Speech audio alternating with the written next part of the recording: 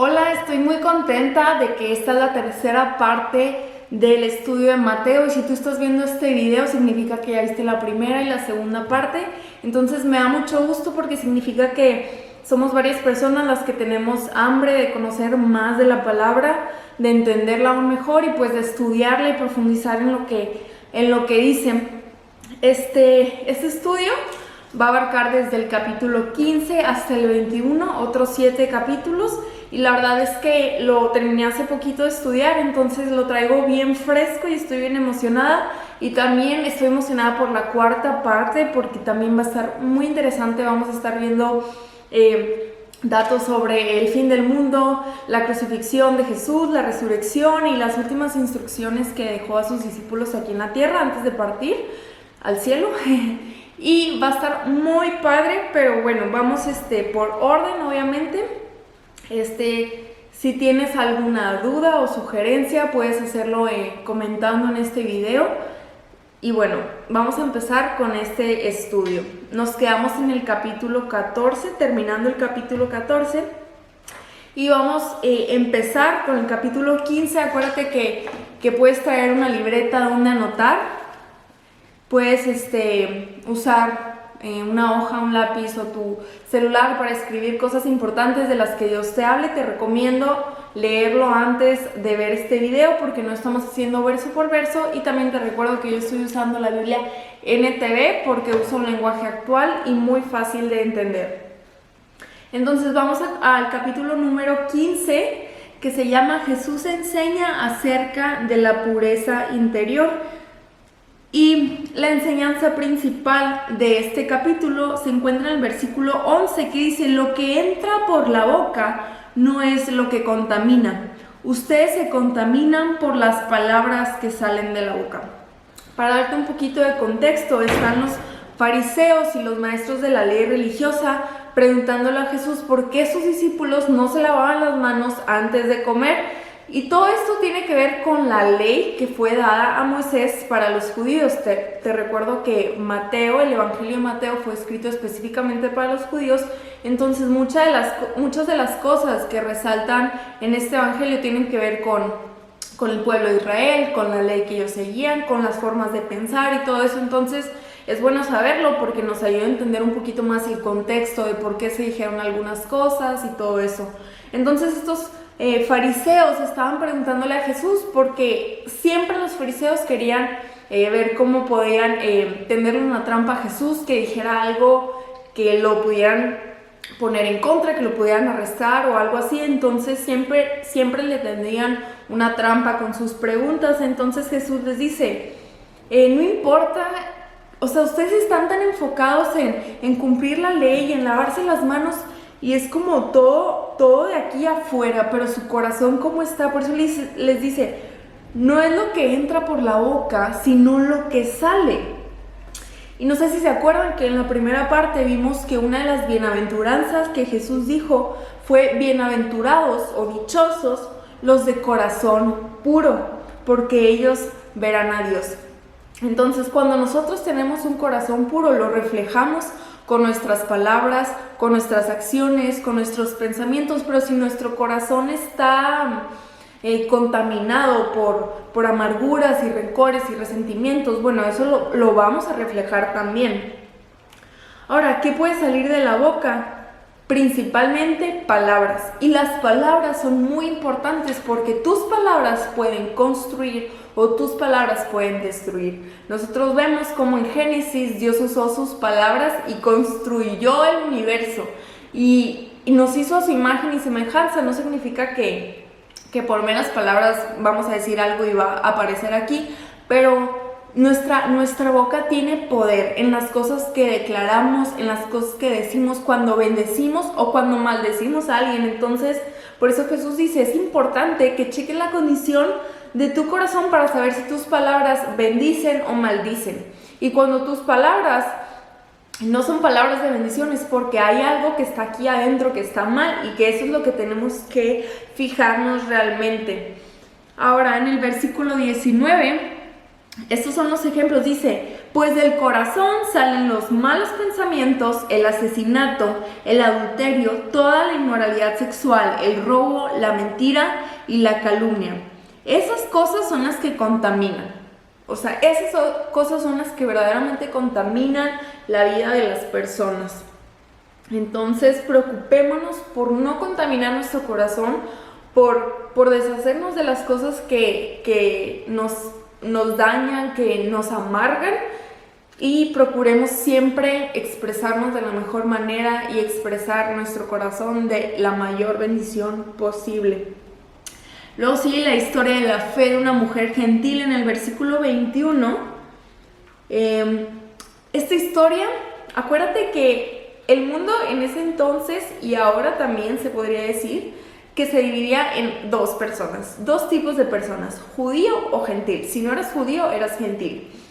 Entonces viene esta historia de la fe de una mujer que no era judía, que ella era gentil, y me llama mucho la atención porque la respuesta de Jesús fue un poco dura.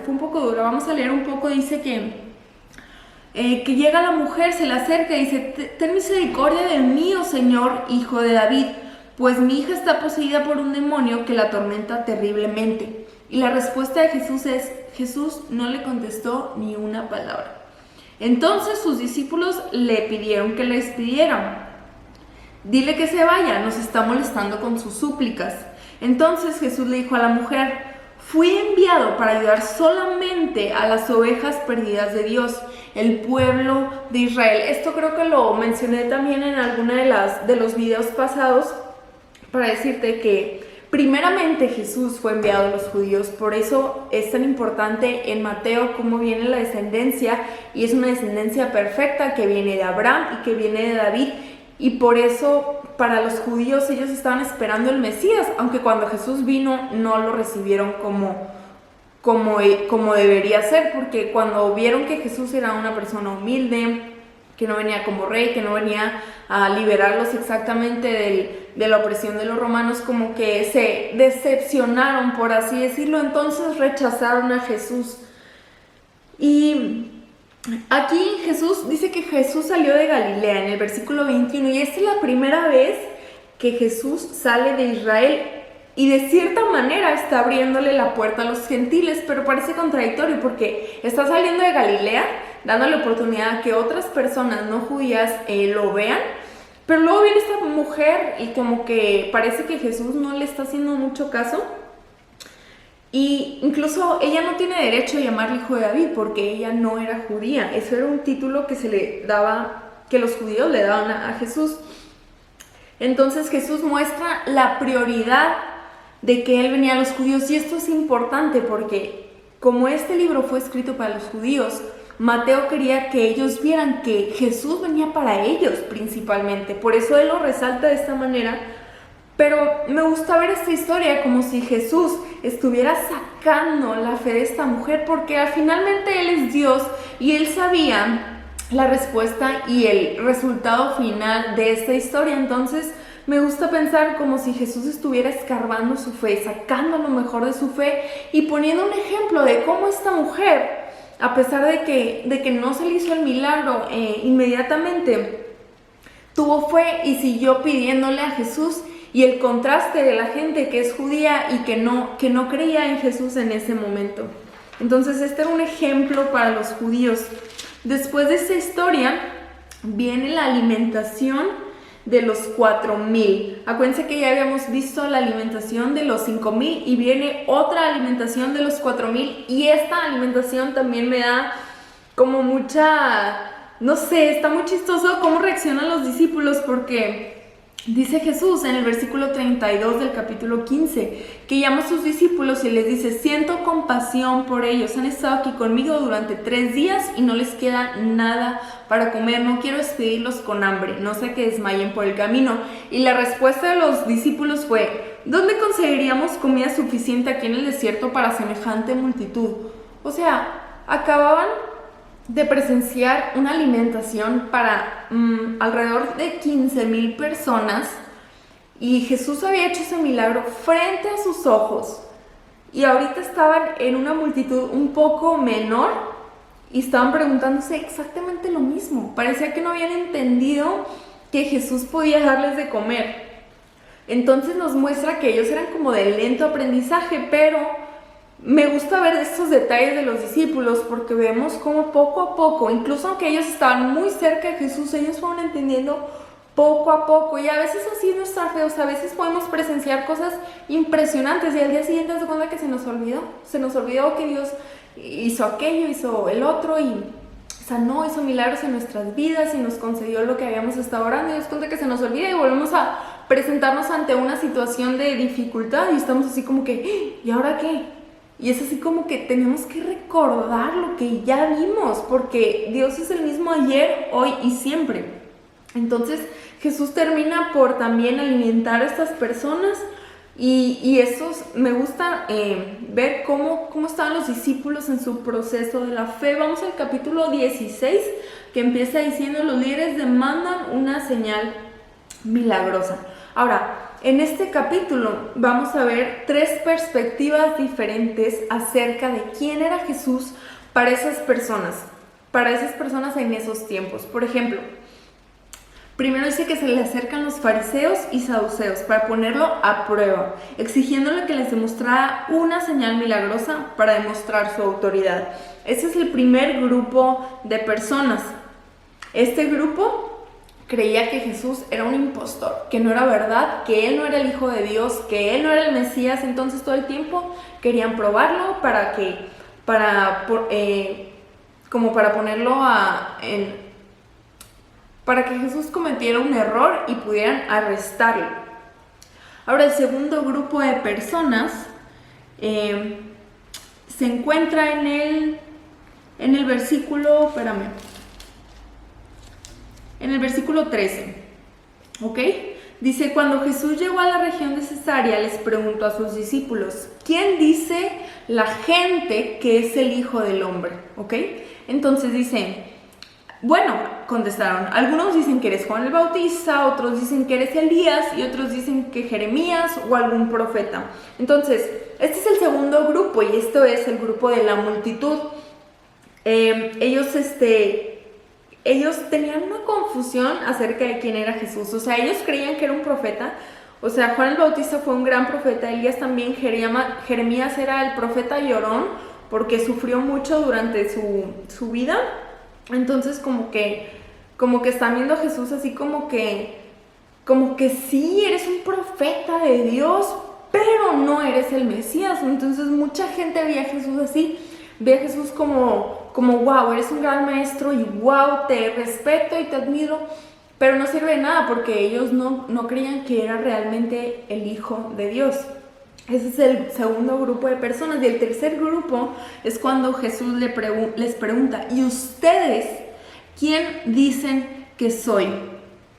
Y la respuesta de Simón Pedro es: tú eres el Mesías, el Hijo del Dios viviente. Esta es la respuesta correcta.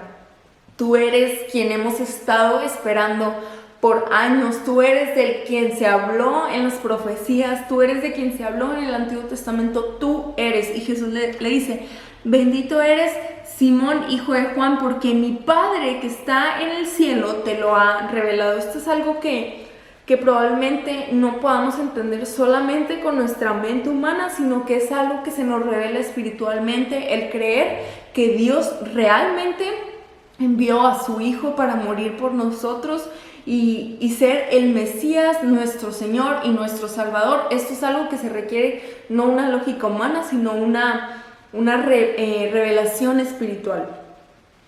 Y estos son los 3 tipos de personas. Y yo te quiero preguntar, ¿qué persona eres tú? Probablemente si estás viendo esto no seas un fariseo porque pues estás queriendo aprender de la palabra, eso espero.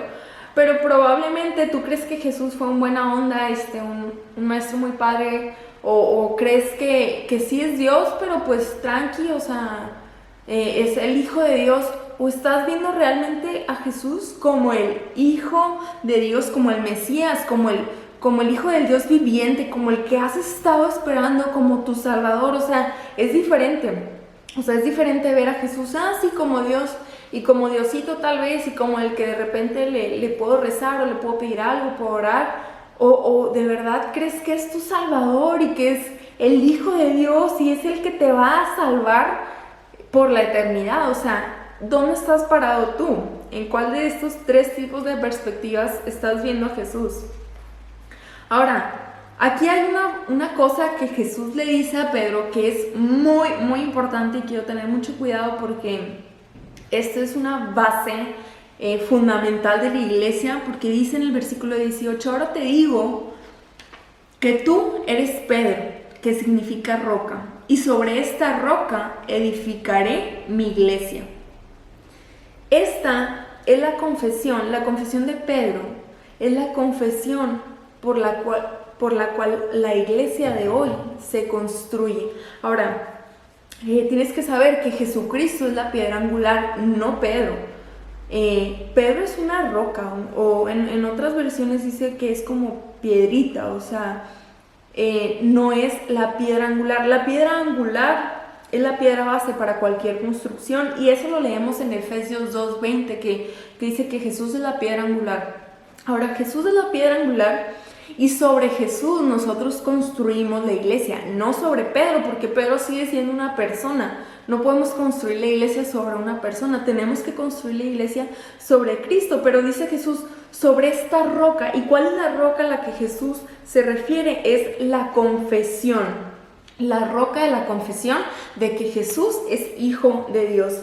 Ahora, yo te quiero dar un hecho interesante, que justo en Hechos 11:26 es la primera vez que se les llama cristianos a los discípulos. Antes no se les llamaba de ninguna manera, ellos se juntaban, compartían el pan, oraban y se ayudaban unos a otros, pero no se decían cristianos hasta Hechos 11:26 en la ciudad de Antioquía. Y creo que la primera palabra que se les llamó fue como cristitos, o sea, cristianos viene la palabra cristitos, que se refiere como si fueran cristos chiquitos, o sea, como una réplica, y eso era algo pues muy halagante porque ellos querían parecerse al maestro, ¿no? La iglesia nace en Hechos 2, en el Pentecostés, o sea, 50 días después de la muerte de Jesús, cuando desciende el Espíritu Santo y los llena de su fuego. Y ahí es cuando comienza la iglesia. La iglesia no comienza cuando les llaman cristianos, o sea, eso incluso fue después. La iglesia comienza cuando estaban reunidos y el Espíritu cae. Y el Espíritu desciende sobre ellos y les da poder en sus vidas. Luego, Jesús predice su muerte en el versículo 21. Y eso das cuenta que es como 6 meses después de esta confesión. Son 6 meses antes de que él muera.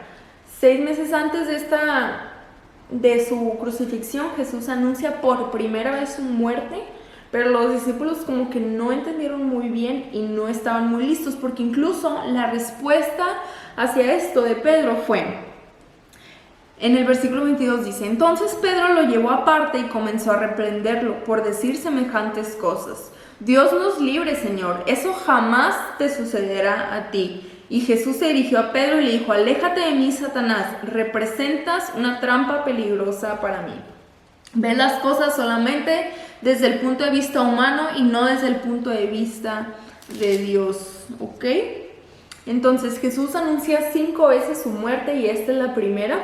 Y la reacción de Pedro era entendible porque la cruz, la manera en la que ellos mataban a la gente en la cruz era la manera más humillante, y solamente daban ese tipo de muerte a los peores ladrones o condenados de aquel entonces. Entonces cuando Pedro, después de decir tú eres el Dios viviente, y luego que Jesús venga y dice me van a matar, me van a crucificar, es así como que no, o sea, qué raro, no te mereces eso, es entendible, pero ellos en ese momento no estaban procesando las cosas. Y me gusta cómo termina, que dice Jesús en el versículo 26, ¿qué beneficio tienes si ganas al mundo entero pero pierdes tu propia alma?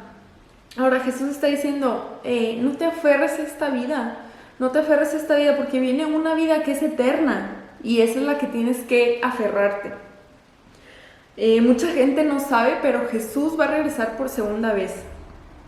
Jesús va a regresar por segunda vez y es cuando viene a juzgar a las naciones y viene a restaurar las cosas aquí en la tierra. Muchas personas piensan que solo nos morimos y de repente vamos a estar en el cielo y ya, pero no, o sea, va a haber una segunda venida. Jesús ya vino por primera vez y va a volver a venir. Tal vez nos toque a nosotros o tal vez les toque a nuestros hijos o a nuestros nietos. Yo soy de las personas que cree que no falta mucho tiempo para eso y es importante que estemos preparados.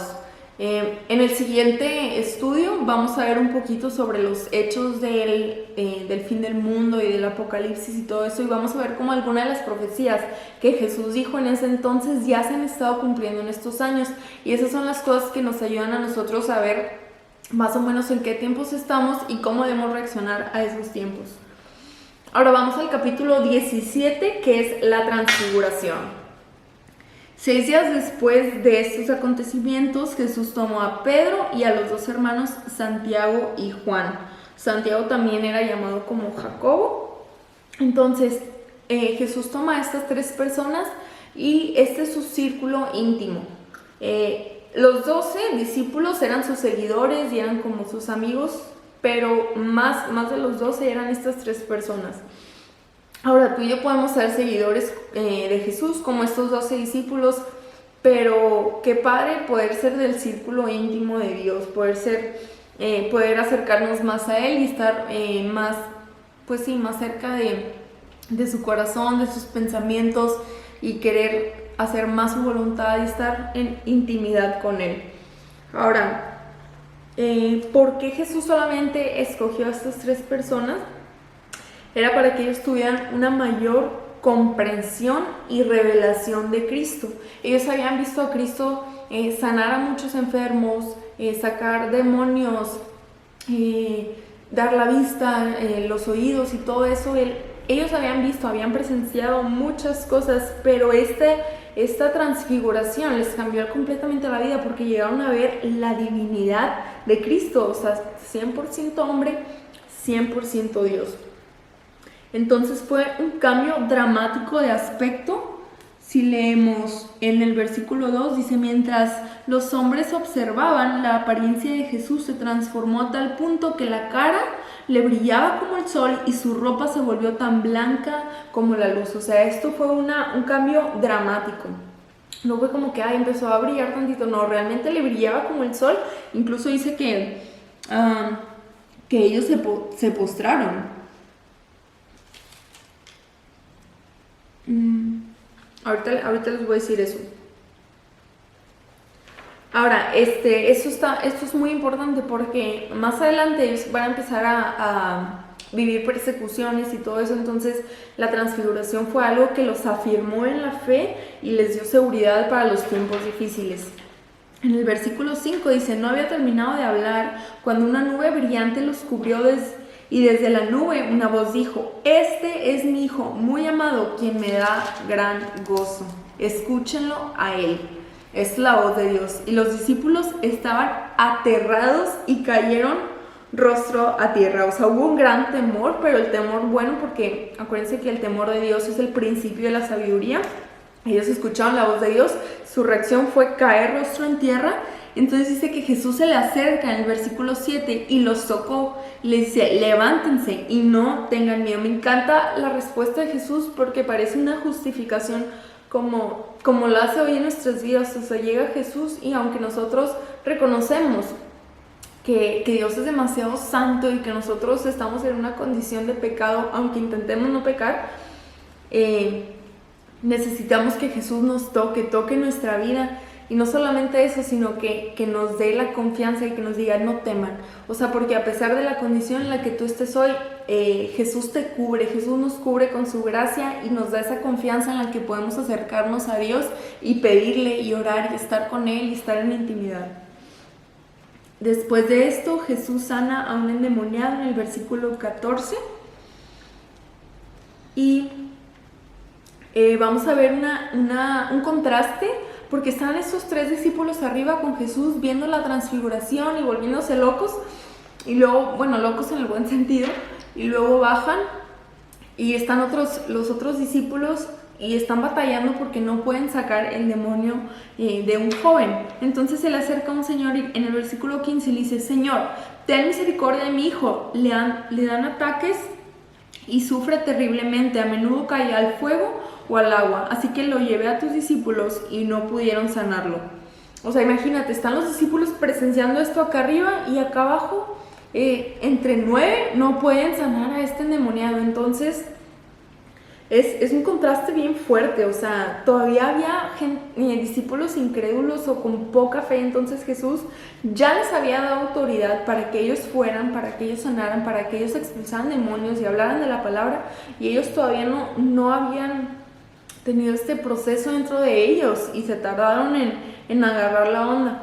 Ahora, Jesús sana al demonio y les dice que esto es con oración y con ayuno. O sea, se necesita la intimidad con Dios, se necesita un corazón bien arraigado en lo que Él dice, en su palabra, en fe, y son muchas cosas, pero bueno. Ahora vamos al versículo 22. Jesús anuncia su muerte, y aquí anuncia su muerte y su resurrección.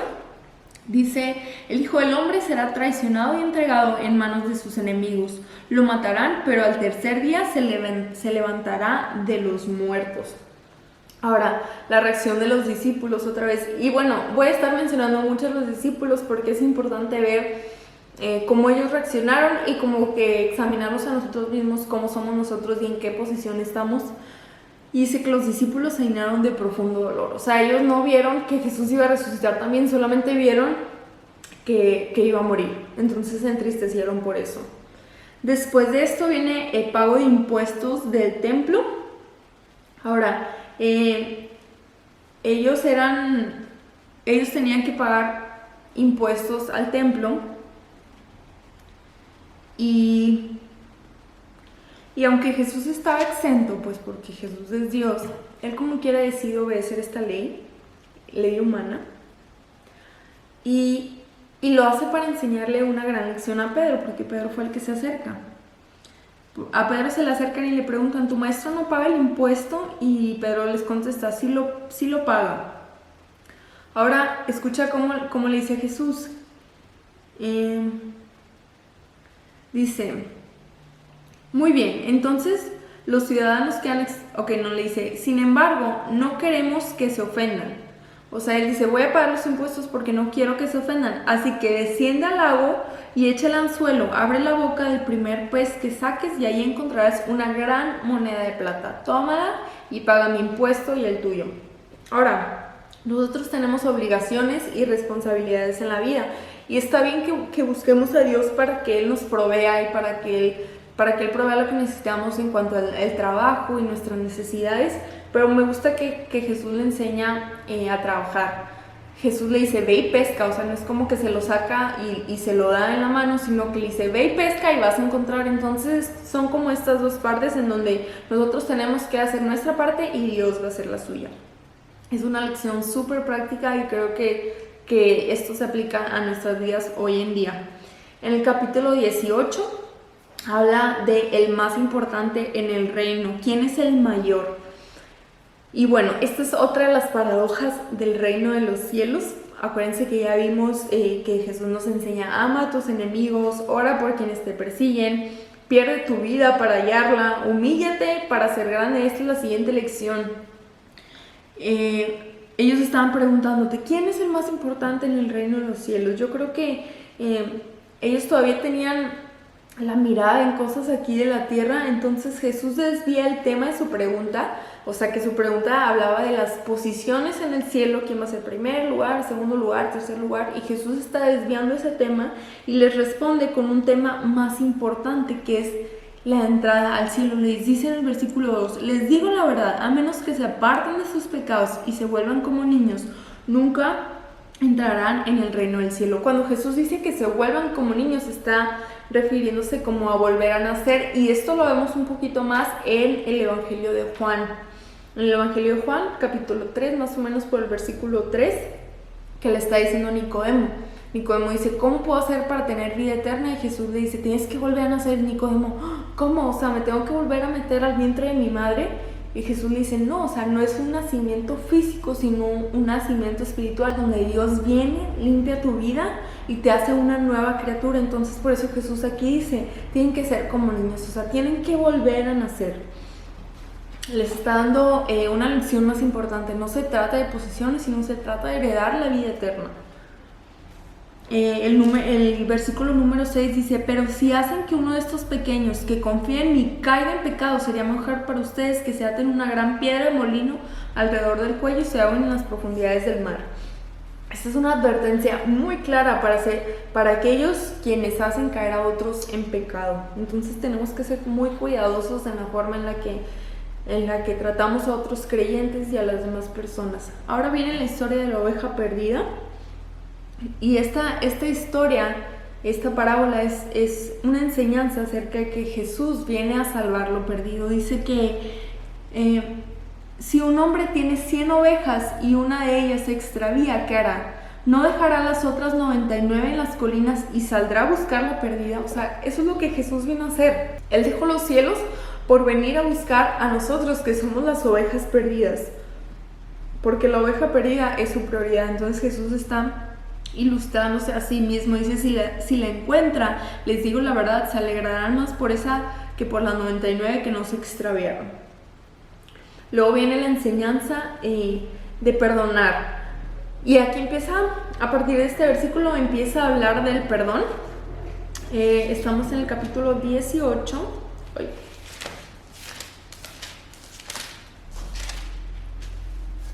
Y en otras versiones, por ejemplo en la Reina Valera, el título se dice ¿Cómo se debe perdonar al hermano? En la NTV dice ¿Cómo corregir a otro creyente? Entonces a partir de aquí Jesús empieza a enseñar un poquito del perdón. Y es muy interesante porque, de hecho me acabo de dar cuenta, porque dice, si un creyente peca contra ti, háblale en privado y hazle ver su falta.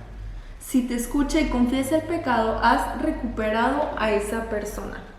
Ahora, muchas veces piensas que cuando alguien te ofende, pues tiene que venir a pedirte perdón. O sea, esperas a que esa persona piense y tú te haces así como que esperas y ya dejas que te pida perdón y lo perdonas o no lo perdonas. El punto es perdonar, ¿verdad?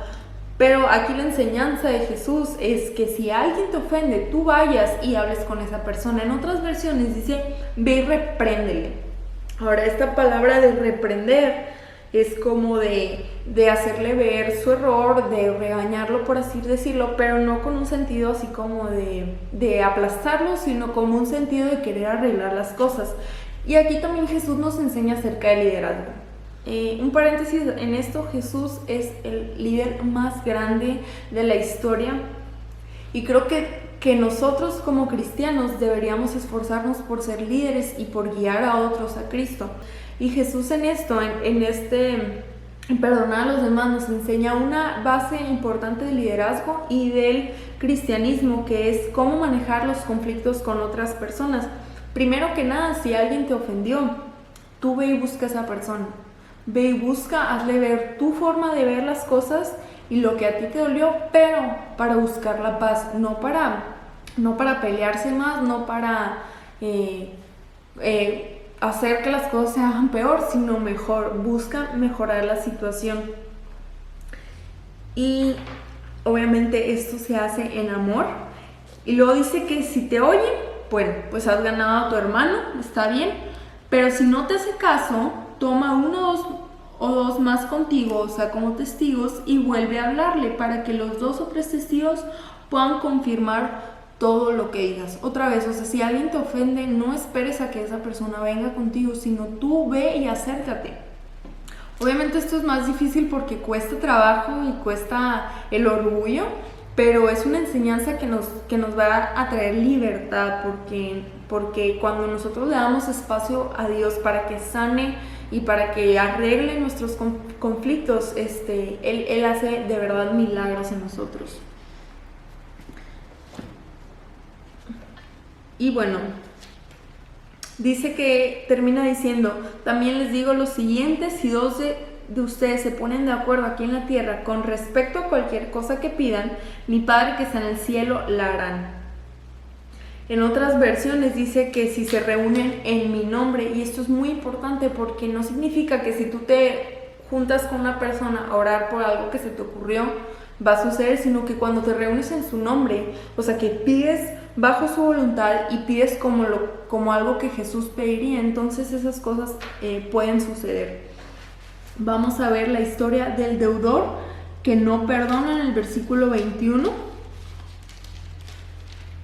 Y dice que Pedro se le acerca después de que Jesús enseña acerca del perdón y de cómo acercarte a resolver un conflicto. Pedro también se le acerca y le dice: Señor, ¿cuántas veces debo perdonar a alguien que peca contra mí? 7 veces. Y Pedro dice esto porque esto era algo que los judíos habían enseñado. O sea, si alguien te ofende, puedes perdonarlo 7 veces. Si ya pasaron de las 7, ya no lo puedes perdonar y no pasa nada, no es pecado ni nada. Y Jesús otra vez lleva las cosas a otro nivel y le dice: no 7 veces, sino 70 veces 7. O sea, perdona sin límites.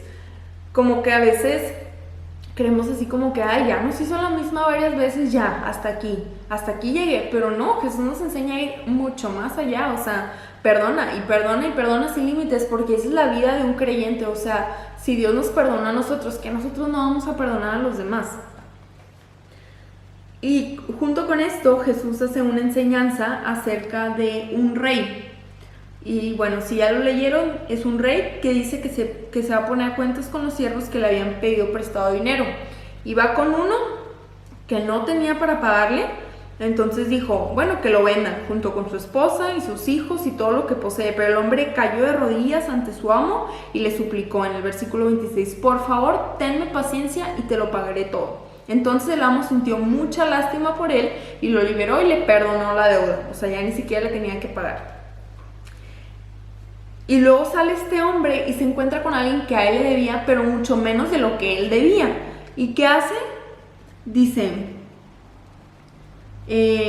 Dice que fue a buscar un compañero que le debía unos pocos miles de monedas de plata, lo tomó del cuello y le exigió que le pagara de inmediato. Y el compañero hizo lo mismo, se puso de rodillas y le rogó que le diera un poco más de tiempo. Ten paciencia conmigo y te lo pagaré. Pero el acreedor no estaba dispuesto a esperar, entonces lo hizo arrestar y lo puso en prisión. Ahora, aquí hay 3 personajes. Está el rey, el deudor número 1 y el deudor número 2. El rey representa a Dios, como Él nos perdona a nosotros somos el deudor número 1, y el deudor número 2 son aquellas personas que nos ofenden a nosotros. Entonces, Jesús está diciendo, ¿cómo tú, que tienes mucho más por qué pedir perdón y por qué ser perdonado con Dios, no puedes perdonar a alguien que te hizo una ofensa o 2? O sea, si Dios nos ha perdonado todo, nosotros no tenemos excusa ni justificación para no perdonar. Esta es la historia que Jesús ilustra para hablar también del perdón. Vamos al capítulo número 19, discusión acerca del divorcio y el matrimonio. Entonces aquí los fariseos le hacen una pregunta otra vez para tentar a Jesús, y ellos querían que se demostrara contrario a lo que la ley de Moisés decía.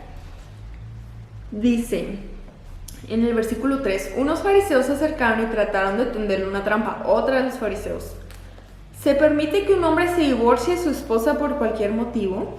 Ahora, ellos querían que Jesús dijera algo que estuviera en contra de la ley de Moisés, pero la ley de Moisés sí permitía el divorcio debido al corazón del ser humano, y esto es lo que Jesús dice.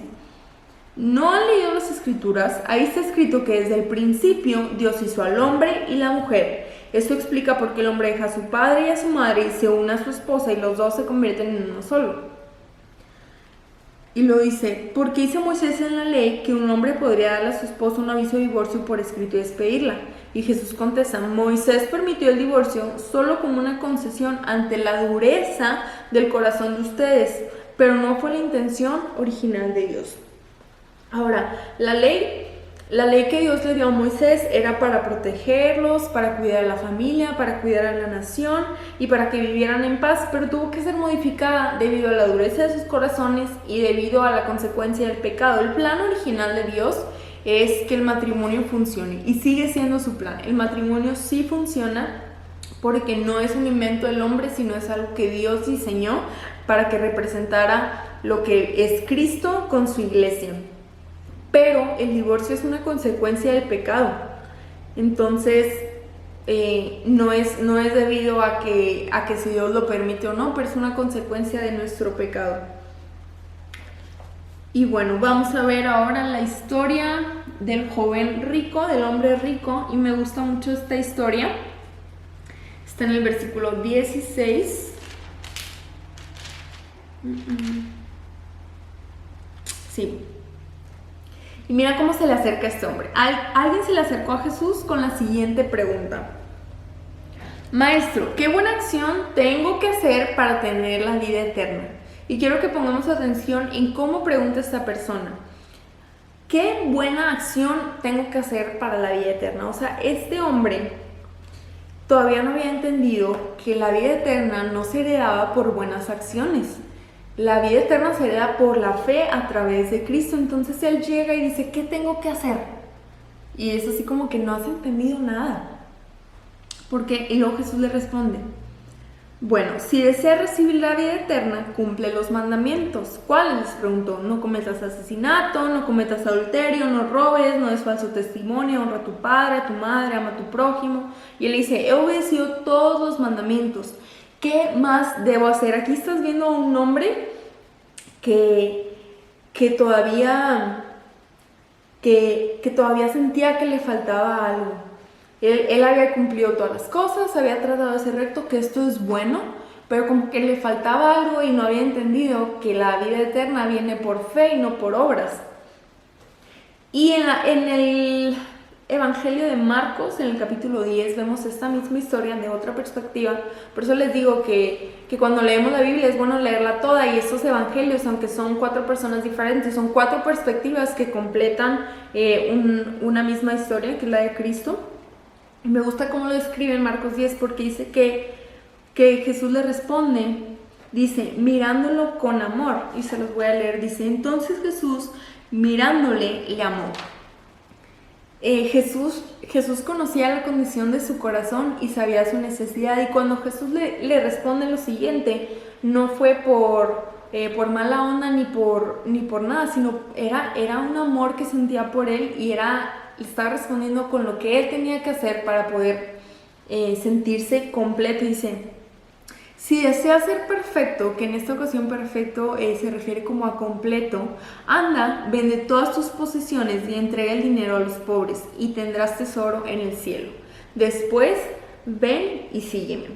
Ahora, las riquezas de este hombre ocupaban el lugar de Dios en su corazón. Era un Dios ajeno.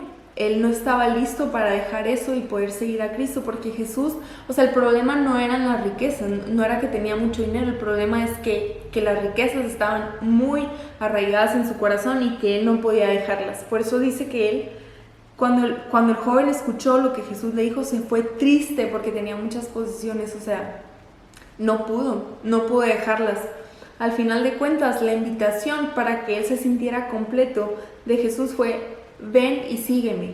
Quita eso que es tu Dios ahora y que no es correcto, y sígueme. Eso era lo que le faltaba a este hombre, pero dice que se fue triste porque tenía muchas posesiones. Entonces es importante que nosotros hagamos espacio en nuestro corazón para Dios. A veces queremos llenarnos de la palabra y de su Espíritu Santo, pero también nos estamos llenando de mugrero, tal vez viendo series o películas, o escuchando música que no deberíamos, teniendo conversaciones amargas o críticas o chismes, y nos llenamos de todas estas cosas y no le damos el lugar a Dios. Entonces es importante que examinemos y que pongamos nuestra vida en recto, o sea, que Él sea primero, que Él sea nuestra prioridad. Ahora cuando Él se va, entonces los discípulos les dice Jesús a sus discípulos, les digo la verdad, es muy difícil que una persona rica entre en el reino de los cielos. Es más fácil que un camello pase por el ojo de una aguja que un rico entre en el reino de Dios. Entonces ellos así como que achis, entonces, dice, entonces, ¿quién podría ser salvo? Y Jesús los miró y les dijo, humanamente hablando es imposible, pero para Dios todo es posible, porque Dios puede hacer que nosotros veamos nuestra condición, nuestra necesidad de Él y cambiar nuestro pensamiento para dejarlo todo por Él. Eso es lo que Dios puede hacer por nosotros. Y lo padre es que cuando dejamos algo, dice Jesús, es una promesa que hace en el versículo 29, todo aquel que haya dejado casas, o hermanos, o hermanas, o padre, o madre, o hijos, o bienes por mi causa, recibirá 100 veces más a cambio y heredará la vida eterna. Entonces sí hay una recompensa. Cuando nosotros dejamos tal vez amistades o incluso renunciamos a un trabajo por hacer lo correcto, por seguir a Cristo y por tener una vida que le agrade, a veces va a ser difícil, pero todo eso va a ser recompensado. Vamos al capítulo 20 y es la historia de los trabajadores del viñedo. Y esta historia representa cómo van varias personas trabajando y unas llegan al final de la jornada y se les paga lo mismo. Ahora, lo importante aquí es que nosotros entendamos que somos recompensados con el reino de los cielos por nuestra fidelidad. Si una persona acepta a Cristo, incluso al borde de la muerte, esa persona, su recompensa es el cielo, igual que una persona que lo aceptó a los 10 años, es lo mismo para una persona que lo aceptó en su último respiro. La recompensa es la misma y eso es algo que se me hace muy padre porque Dios nos da la oportunidad de aceptarlo y de recibirlo hasta el final de nuestras vidas, porque ya después de esta vida ya no hay otra oportunidad. Por eso es importante nosotros también compartir el evangelio y todo. Entonces Jesús hace esta parábola explicando que nuestra recompensa por recibirlo Él es el reino del cielo. Pero yo también te quiero decir que hay gente que da más, hay gente que ama a Dios y que da todavía más, y esa gente también va a ser recompensada con coronas, por así decirlo. Bueno, esto lo leemos en varias partes del Nuevo Testamento. Y hay 7 coronas que yo encontré y una es la corona del gozo por ganar almas, que está en Filipenses 4:1. La corona de justicia por predicar la palabra, la encontramos en 2 de Timoteo. La corona de la vida por soportar las pruebas, la encontramos en Apocalipsis 2:10. La corona de gloria por cuidar al rebaño, la encontramos en 1 de Pedro 5:2. La corona incorruptible por luchar y por resistir en 1 Corintios 9:25, la corona de sabiduría, que es por nuestra prudencia en Proverbios 14:18, y la corona de victoria, que es por confiar en el Señor, que está en el Salmo 21. Ahora, ¿cuál es el propósito de que nosotros durante esta vida busquemos tener coronas? Esto lo encontramos en Apocalipsis 4:10 y se los quiero leer.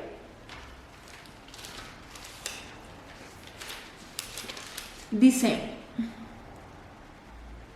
los 24 ancianos se postran y adoran al que está sentado en el trono, el que vive por siempre y para siempre, y ponen sus coronas delante de él, del trono, diciendo: tú eres digno, oh Señor nuestro Dios, de recibir la gloria, honor y poder, pues tú creaste todas las cosas y existen porque tú las creaste según tu voluntad.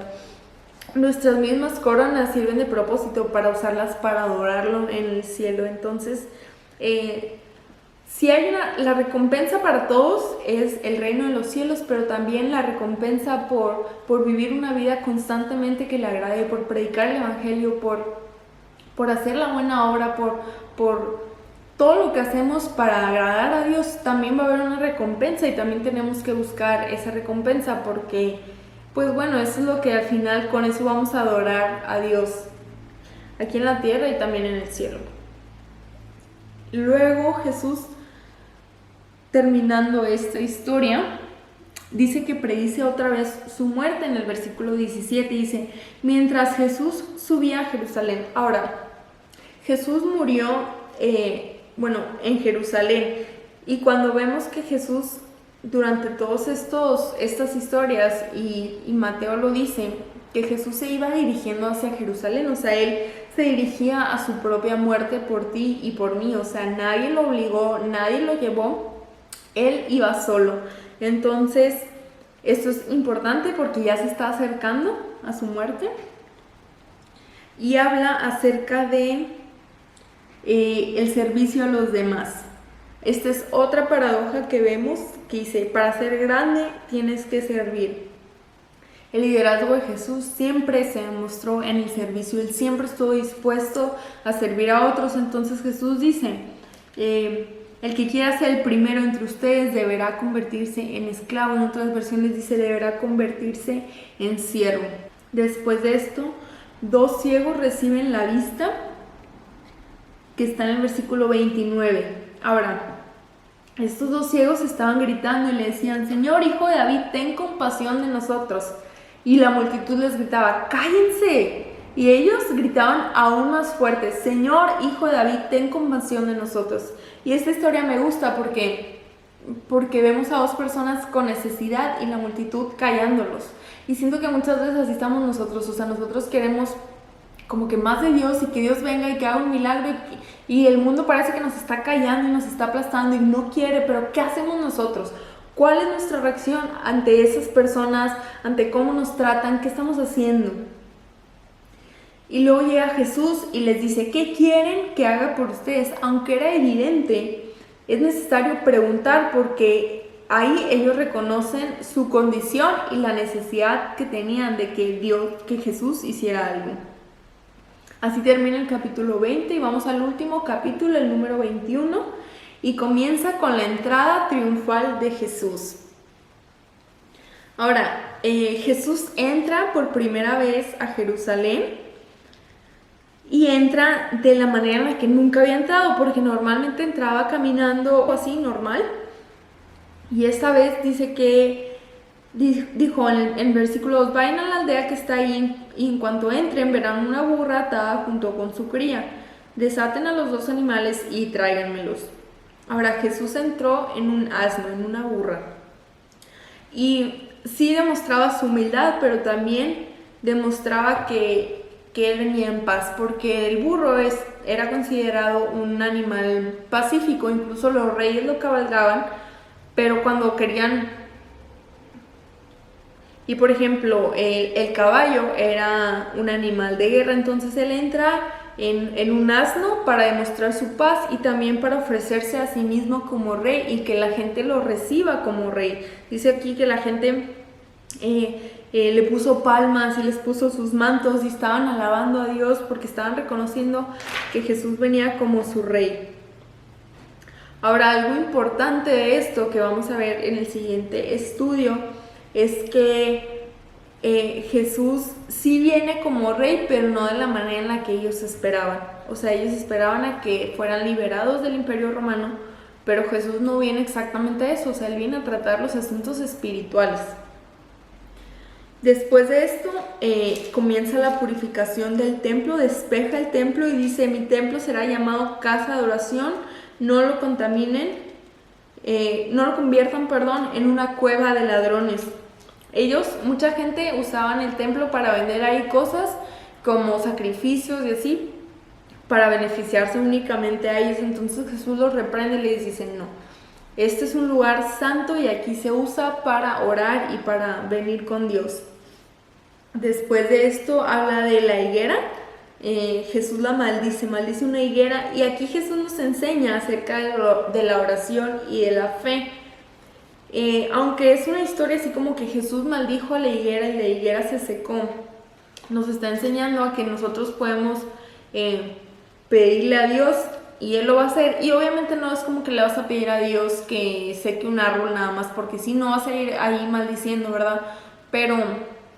Pero es una oración con poder, porque si nosotros oramos creyendo que Dios puede hacer las cosas, entonces las cosas van a suceder, si son su voluntad, obviamente.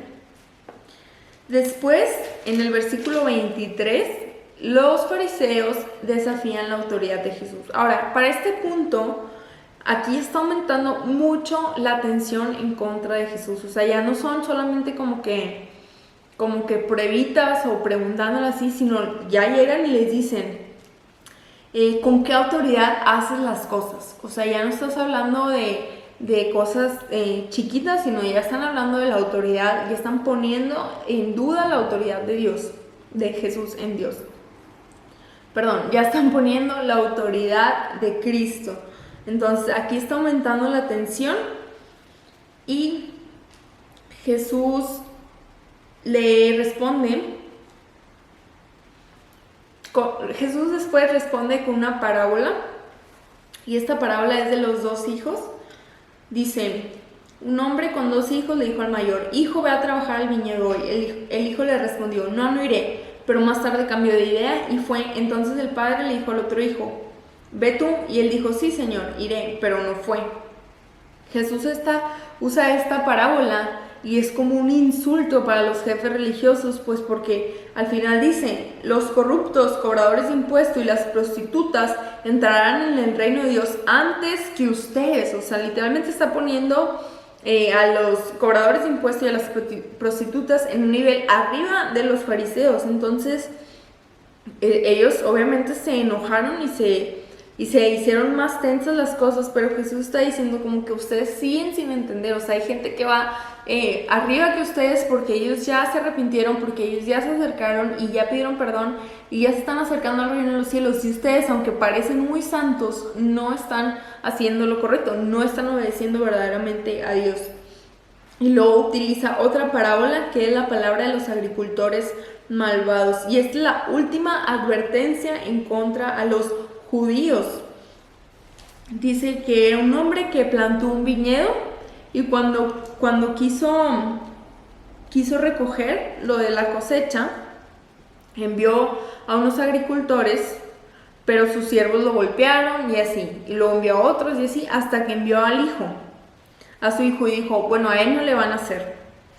Y dice: sin embargo, cuando los agricultores vieron que venía el hijo, se dijeron unos a otros: aquí viene el heredero de esta propiedad, vamos, matémoslo y nos quedaremos con la propiedad. Entonces lo agarraron, lo arrastraron fuera del viñedo y lo asesinaron.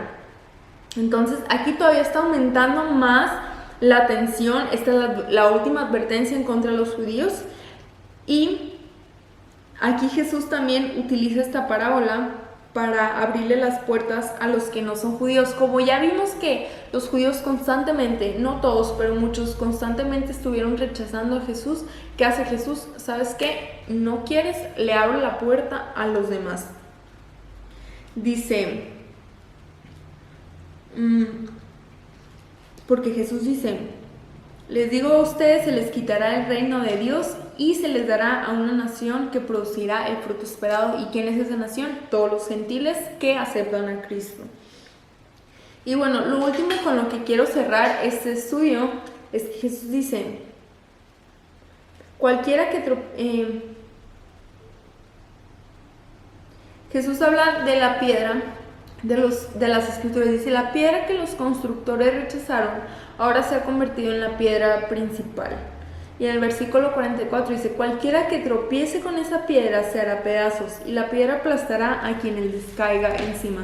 Si lo vemos en otra versión, en la Reina Valera, dice: el que cayere sobre esa piedra será quebrantado, y sobre quien ella cayere le desmenuzará. Ok, la piedra, como vimos ahorita, es Jesús, porque es la piedra angular. Y cuando dice que la piedra que cayere sobre esa piedra, la persona que cayere sobre esa piedra se va a quebrantar y va a venir a Jesús para salvación. Pero esa misma piedra, cuando no caes sobre ella y esa piedra cae sobre ti, está hablando del juicio que caerá por rechazar a Cristo. Entonces esto le está diciendo directamente a los judíos, a los principales sacerdotes y fariseos que no habían aceptado a Cristo, que seguían rechazando, y Él les está advirtiendo: no me aceptan ahorita, no se vuelven a mí, y esta misma piedra que soy yo voy a caer en forma de juicio. Y es lo que lo que viene en Apocalipsis y todo lo demás, la segunda venida. Y bueno, termina diciendo que ellos querían arrestarlo, pero tenían miedo de las multitudes que consideraban que Jesús era un profeta. Entonces, hasta este punto de la historia y de la vida de Jesús están las cosas muy tensas. Jesús ya se está acercando a Jerusalén para ser crucificado. Las cosas entre los fariseos están muy tensas. Los discípulos están apenas entendiendo algunas cosas y él con sus dudas y con sus procesos. Y Jesús ya está preparando, ya está dando las últimas advertencias y todo lo que sigue lo vamos a ver en el siguiente estudio. Está muy interesante porque vamos a hablar también de las señales antes del fin y de cómo Jesús es crucificado y cómo resucita, y todo eso va a estar muy interesante. Espero que les haya servido. Recuerda leerlo antes de ver este video o el video que venga. Pero si te gustó, por favor, comenta y pues escríbenos. Y bueno, pues eso es todo por hoy. Muchas gracias por ver este video. Coméntenos, suscríbanse y vean todos los demás videos. Y bueno, nos vemos en la próxima.